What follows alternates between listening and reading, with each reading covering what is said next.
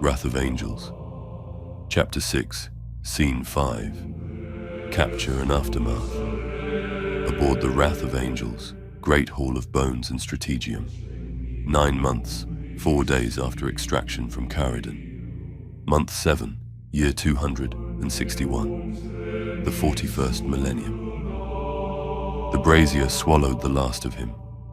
Flame turned bone into brightness, then into dark, then into nothing that could be weighed except by smell. The sanctum's vents pulled the smoke through scripture-etched grills so that every molecule of ash passed over old wards and found itself red before it vanished into the wrath's lungs. The air tasted of salt and resin and something sweet that mortals mistook for honey until their stomachs turned. Melchizedek stood with Crozius grounded, head bent. The words he had pressed into the prisoner's chest still hummed inside the haft. The hum slid down the haft, down his wrists, through his boots, into deck beams and into the keel. The Wrath had learned a new name, and once a ship knows a name, it will not forget it. The Oathbound turned from the brazier as one. They did not look back. Their work was not to weigh ash, but to carry what still had shape. They bore Xiphonis through the arteries of the ship on a bier made of shields. Lutherian and Ramiel locked their walls together. Dominiel walked ahead, flail reversed, chain dragging like a censer behind him. Abriath kept his blade across his chest, point upward, as if to split any shadow bold enough to intrude. Xephonis' helm lay on his breast, the chain of Mortalis coiled like a serpent across his chestplate. His face they had hidden. The way of the Deathwing is not to let mortals look upon the cost until it has been translated into silence. The procession threaded down nave-straight corridors toward the Great Hall of Bones. The catacombs sunk into the Wrath's spine where the dead were given their stations. The ship's light dimmed a fraction as they passed, then brightened by that same degree. A heartbeat, a bow. Brass vents breathed incense and hot air in rhythm to the tramp of ceramite. Mortals met them and parted like water around a prow. Serfs flattened themselves between wall brackets, knuckles white on railings. Scribes pressed styluses to their slates and found their hands could not write. The lines they scratched were wavering tracks that meant nothing and meant everything at once. A bell ringer in a side chapel pulled his rope and found the clapper stuck. The bell would not speak when the Oathbound walked by. He stood with the rope in his fists, head bowed, rope moving without sound until the angels had passed, and sound remembered itself. The watchers multiplied in the corners of vision, small hoods where there had been only ductwork. They paced the cortege with sideways steps, pausing at hatchways and nodal junctions as if counting the route, or the breaths, or both. One hopped onto a bulkhead lamp and rested there like a soot smudge with hands, tilting its head in the peculiar way that can only mean learn. At a junction where the deck grating buckled over an old repair, the bier dipped and Lutherian shifted to absorb the angle. Zephyr's pauldron scraped the rim and left a bright comma. Ramiel adjusted his grip without a word. The scrape would stay until the next refit. That was right. Ships should keep the grammar of their dead. They passed a viewport shrine where the stars were shown behind 3 layers of sanctified glass. Servitors wound the shutters closed as the Oathbound approached, as if night itself should not presume to watch. Dominiel spoke once, so quietly that the vox filters swallowed most of it. Hold.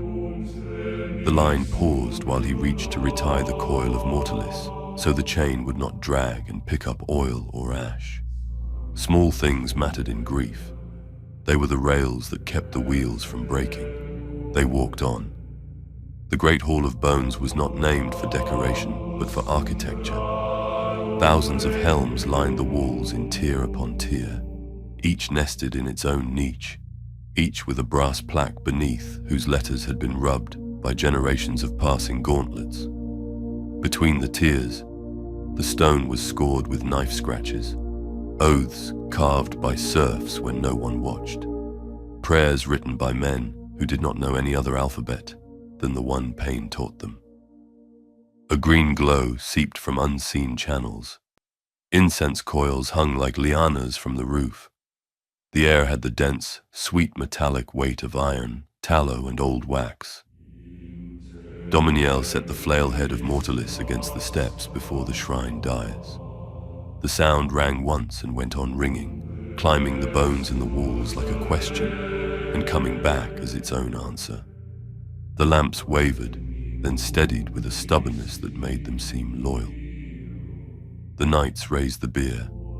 The servitors unlatched the waiting alcove with articulated hands and a care that mimicked reverence because it had been trained to. Zephanis slid into his place among the brothers, helm forward, weapon laid across his chest, chain coiled with a precision that said, "We will not let chaos have him even now." Servo sparks spattered and died as clamps settled. The parchment strip bearing his name hung from a pin and waited for fire. "Zephonis, trumpet of wrath," Dominiel intoned. Voice carried, voice ended. The oathbound answered in a chord that made the alcove's iron mouth sound like it had a throat. Trumpet of wrath, voice carried, voice ended. A watcher shuffled up to the niche. It was too small to bear the weight of censer or tool, so it carried instead a long parchment tongue. It pressed the tongue to the wax seal. The wax fused without flame. The parchment curled inward, blackening at the edges, writing itself into the seal, as if words desired a body and had found one. The niche shut with a small hydraulic sigh, a ship swallowing. They did not move. They held the silence for 9 heartbeats, then 9 more, because the first 9 had not been enough. An Astarte's heartbeat is long. It held a world in it. They gave Zephanis 2. Dominiel lowered Mortalis and turned away. If grief was a blade, it would be his, but he would not swing it here. Behind them, the Emerald Vow performed their own rite. Varicon unfurled the leather-bound banner and laid it on the hall's floor like an altar cloth. Garen drew his combat blade and carved the names of their dead into the leather, each stroke patient, each letter deep enough to outlast polish and rain and time. Cavell. He had been the one who laughed in the mess line when there was no reason to, and made reasons. Orin. He had collected the brass slugs from the firing range and polished them until they would catch at sunlight like little coins of fire. Varek. He had spoken seldom, and when he did, he sounded like iron rubbing iron. He had kept the best oil for other men's weapons. Sorin. Youngest voice, precise aim, that habit of looking up at banners like they were birds he wanted to learn the names of. 4 names cut into hide, 4 lines drawn across the vow's vow. Jorath bent until his forehead touched the floor beside them. The floor was cold as a verdict.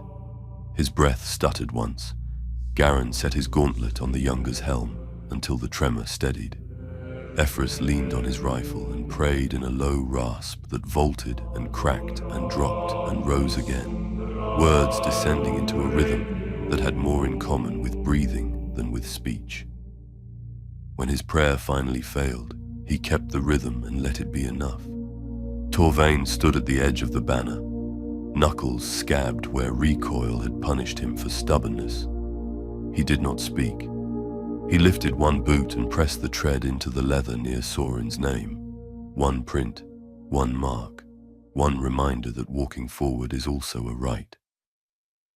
When the carving was done, Varicon folded the banner tight, tied it with a strap cut from Malvin's harness, and lifted it to his shoulder. For a breath, his arms shook. Then they remembered what they were for, and the banner rose clean and level. The silence that followed was not empty. It was exact, measured, the sort that carries weight across generations without spilling. A bell sounded somewhere high, too far to locate. The note descended the tiers like a bead of mercury, touching helm after helm. If the dead listened, the living could not hear their answer. Above the hall in the strategium, Commander Seraphiel stood at the star plate with Malkadek and Varadiel. The word Vardath glimmered on the etched surface, raw enough to look wet. Someone had wiped away dust from an old graticule. A circle of clean metal showed where time had decided to be relevant again.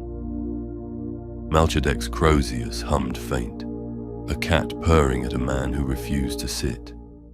He did not rack it. He stood with it grounded, hands resting on the haft as if on a rail. The posture of a man who has gone from violence to thought without passing through rest. The name is given. We pursue. Varadiel's eyes burned with a low inner light. A thread of smoke clung to the hem of his robe. The warp around the perdition reach is thin. Thin as a priest's patience. Astropathic records call it a whispering cut. If he spoke true, the beacon there sings a note that charts have stopped drawing. Seraphiel flexed his power fist once, slow. The fingers clicked shut like a book, deciding it has nothing left to say. Then we follow. Silence has its limits. Action has none. Action without silence becomes noise, Malchadek said, and the tiredness in his voice made the words sound heavier rather than softer. Noise becomes lure, Varadiel murmured. He gestured and a hololithic bloom rose. The perdition reached like a black flower with pale veins, Vardath written in a light only the stubborn could see. The lure draws more than prey. It draws the hunter's shadow too. Seraphiel watched the bloom turn. He was still for so long the servitors forgot to breathe, and then remembered together in a hiss. When he spoke, it felt like the ship adjusted its trim to make room. A brother died with his fist in an enemy's face. Another word has been bought in ash. The equation is simple. We go. If the note is a lure, we will answer it in a language louder than song. Malchadek's mouth might have flickered. So be it. Varadiel looked not reassured but reconciled. I will speak to the navigators. I will ask them to keep their eyes open and their mouths shut. Both will be difficult. Do both, Seraphiel said, and keep the choir braced. If the beacon mouths color when we pass, I want our words to come out in one piece. The wrath beneath their boots vibrated. One low, almost pleased growl. Lights dimmed a shade and came back obedient, as if the ship had allowed itself a grin and then remembered it was being watched. Dominiel, Seraphiel voxed on a tight command channel. Your wall will form the spear when we make the translation. The trumpet is silent. You will be the blow. I hear, came the answer. The words were granite. They had edges. Varicon, said Seraphiel, here. Your vow is blooded. It will be blooded again. Dress your line as if every corridor ahead was built by a liar to test your geometry. Aye. Malchadek folded his hands over the Crozius. We will need a quiet we cannot afford, he said almost to himself. Seraphiel heard anyway. Then we will counterfeit it, he replied, and pass it off as the real thing until the universe accepts the lie. For a breath, Malchadek looked at him, and the iron lines at the corners of his mouth softened by a needle's width. Pragmatism, he said. Faith, Seraphiel returned. In outcomes. Varadiel snorted something that might have been amusement and might have been prayer. Outcomes are shy. We will have to stalk them. Then sharpen your knives, Seraphiel said. We hunt. That night cycle, the wrath spoke to itself. Engines purred as if tasting distance. Gela shrines rumbled and coughed, then settled into a bass that made teeth ache in a comforting way. Servitors tightened bolts that had not needed tightening, and recited equation fragments as they worked.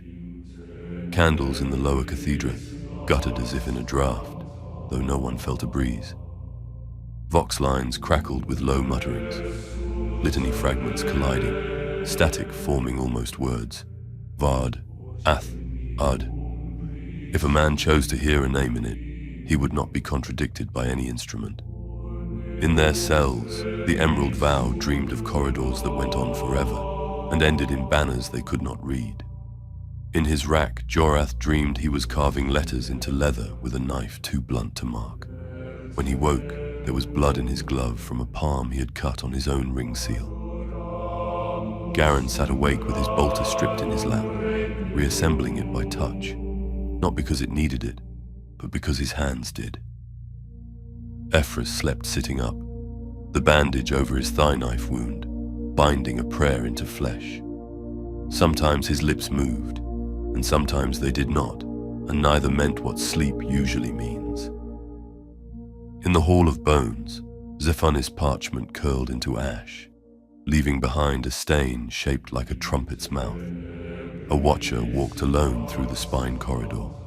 It paused beside the sealed niche, laid its tiny hand on the stone, fingers spread as if to measure silence, then turned and shuffled away, leaving no sound, only the faint impression that something had agreed to something else. The wrath carried both loss and direction now. In her bones, they weighed the same. Dawn, if you can call the next cycle's shift of lights a dawn, found the cathedra outside the great hall, crowded with work. Armourers laid out trays of teeth and buckle repairs. Apothecaries bled bad blood and poured in clean. Tech adepts rubbed sanctified grease into stubborn servos. The ship's choir tuned their throats with salted water and whispered to the void through caged tubes that smelled of cinnamon and rust. Every station did the thing only it could do, and together those things formed a song with no melody and perfect rhythm. Melchizedek returned to the sanctum a last time, and knelt where the brazier had eaten what it was given. The ashes had been cleared, yet a taste remained in the air that made the mouth water and the stomach turn. He lowered the crozius until the haft touched the deck, and spoke a line that was not for the dead and not for the living, but for the hinge between where one stands and where one must go. "Trumpet," he said, "we heard you." He stood and left the room without looking back. The crozius light went with him, taking the room from small dawn to respectable night. Dominiel lingered at Zephanis' niche, gauntlet resting on the brass lip. The nameplate was still warm. He had chosen the word he would not say aloud, ode. He turned, and the weight of Mortalis on his shoulder felt like agreement. The watcher was there again, as if it had waited for him to be done with his private arithmetic. It made the peculiar shape with its hands that sometimes means amen and sometimes means count. He nodded to it as to a veteran whose wounds do not show, and walked away. The strategium doors opened when Seraphiel came, and the star plate rose a degree. The surface learned once more the shape of the perdition reach. A corner of the void darkened, then brightened again, confessing interest with poor acting. Vardath glowed on the old layer that smelled of vinegar and oath wax, and the dust that grows on certainties no one has checked for a while. "Navigator?" Seraphiel asked the air, and the air produced a robed figure whose rings clicked on the brass rail. "The tides about the reach are thin," the navigator said in a voice like paper brushed by feathers. "Thin does not mean safe. The beacon you name is not on our living charts." "It is in our dead ones," Varadil replied dryly. "Then we will go where the dead draw maps," Seraphiel said. "They tend to be more honest." The navigator inclined his head, accepting the irony as instruction. "We will listen for the broken note." "Make ready," Seraphiel told the room, the ship, the men, the name, the future. He did not raise his voice. He did not need to. The wrath answered in steel, in light, in pressure on decks, in 100 small yeses that add up to inevitability. The bells that had refused to speak when the beer passed found their tongues again and pealed through the ship in long vowels. In the hangars, crews ran cables that looked like veins. In the magazines, Shells slid into racks like teeth into a jaw. In the choir pits, the astropaths took the wire bridle into their mouths and bit down until taste became map. In the mess, a single bowl went untouched, because Soren had always eaten last, and no one would shame that memory by using his spoon. In the sanctum, the brazier coughed a lust coal into brightness. Zephon's niche was dark and correct. The watcher stood at the threshold and, after a time, raised one finger and scratched lightly at the doorpost, a tiny mark a mortal might have mistaken for damage. Angels do not make superstitions, they make accounting. The wrath bowed her vast head by a degree so small numbers argued about it.